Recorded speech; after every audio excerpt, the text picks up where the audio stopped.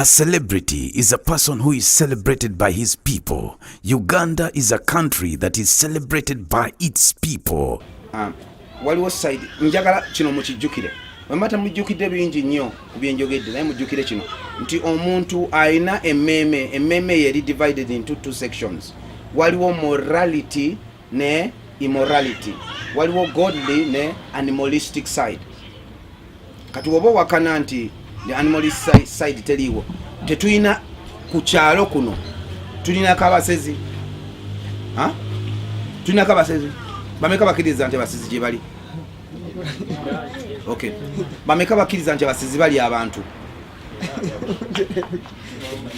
omuntu oli otya muntu munno simpisa za kisolo bameka bakiriza nti tulina bavubuka bobutayimbwa mu Kampala kusaawa eno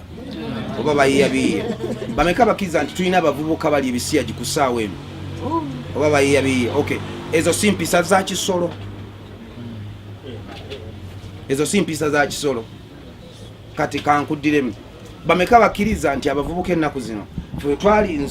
nali omuvubuka nga tuzina omubiri gwonna negukolaki neguzina twalinanga zina dance zokola boti break dance naye nga ozina oli nga akulaba ozina alabira ddala nti omubiri gwonna gukolaki express itself. Today walaba abaana nga bazina waliwo ekitundu kimu kyokka ekizina ekyabavubuka ennaku zino kabina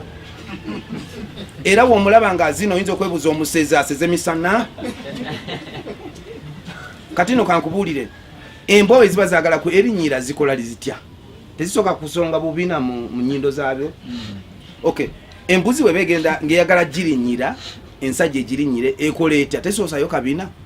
eyogeza kamwa era erisa kamwa naye esoosayo kaki kabina lwaki kati gwolaba omuvubuka nga azina yekola katugamba omuwala nga azina yekola ati kiki otunuulidde mpisa zaki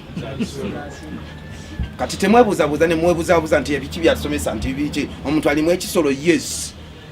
tuyina emmeme eyo erina sayidi ey'ekisolo ate erina sayidi yaki eri godly kati awe wali olutalo muffe n'obulyanga ebirowoozo byolina birungi naye empisa ze weeyisamu weeyisanga ki kisolo kati kuno okwagala okulowooza ebintu ebirungi yeye emmeme eyo erowooza ebintu bya Katonda naye ate ne weekanga nga weeyisiza ki ng'ekisolo mu mbeera kivaawa abamu tugamba nti sitaani yakoze eki yankemye tumwanye ekitiibwa lwakuba yafuuka omukulembeze waffe buli kyetukola n'owooza sitaani yakoze eki yankulembedde naye nga weerabidde nti emmeme eyo kati wojjukira ekintu ekyo nti emmeme eyo erinamu sayidi bbiri ate sayidi gy'oliisa okusinga yeekola ki yezimbulukuka mu mbeera gy'okola ki gy'oyitamu sayidi gy'oliisa okusinga yeekola ki yezimbulukuka kati nno wuliriza omwana waakulira mu bantu ababbi abayaaye naye agenda kufuuka muki muyaaye lwakuba kyekyalaba buli ssaawa kyawulira buli ssaawa kyakola ki kyaliisa era sayidi y'emmeme eyo yeekola ki yeekula ate nedominati nga sayidi ennungi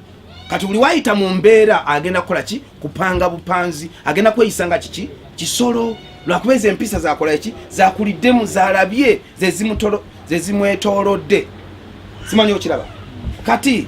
nganze leader nina okulaba nti traininga ate nkuza baki baliida abaki abakulembeze ab'empisa zineki ennungi lwakuba what you produce is what you get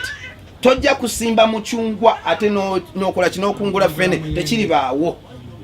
era empisa z'osimbye kyeweeyisiza mu mbeera kyogenda okukola ki kyogenda okufaanana ate kyogenda okuzaala kati abakulembeze tulowooza nnyo nti tukulembera kusinziira ku bigambo byaffe bye tupangapanga era woba oli muwoganyi ng'owoogana nnyo ng'ebigambo byolowooza byebikola ki byebikuggulawo enzigi weelimbalimba abantu batunuulidde empisa zo kati woba omukulembeze empisa zino ze zirina okuba ennungi kati woba omukulembeze ng'olemeddwa olina ebintu byolaba nga bikuziiza olina okunoonya omukulembeze mu luzungu bakiyita mento mu bintu ebyomwoyo bamuyita spiritual leader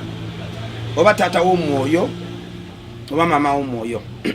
mu luzungu bakiyita mento nina mento ankola ki amentoringa buli muntu alina eddembe gwe nange tulina eddembe oyinza okusalawo right now simanyi oba bakikwatira naye olina eddembe okukola ki kyoyagala simanyi oba okiraba buli omu alina ki eddembe kati eddembe eryo ate lye lifuukidde ki obuzibu lwakuba tulikuliriza ne lifuuka ate obuzibu naye nga mu ddembe lino lyetukuliriza eritufuukidde obuzibu tulinamu ebintu byetutamaze kutekola ki kutegeera ngeri gyebikola ki gye bitambulamu ng'era ekintu ekimu. Join us on www.celebrateuganda.com and celebrate the pearl of Africa with us.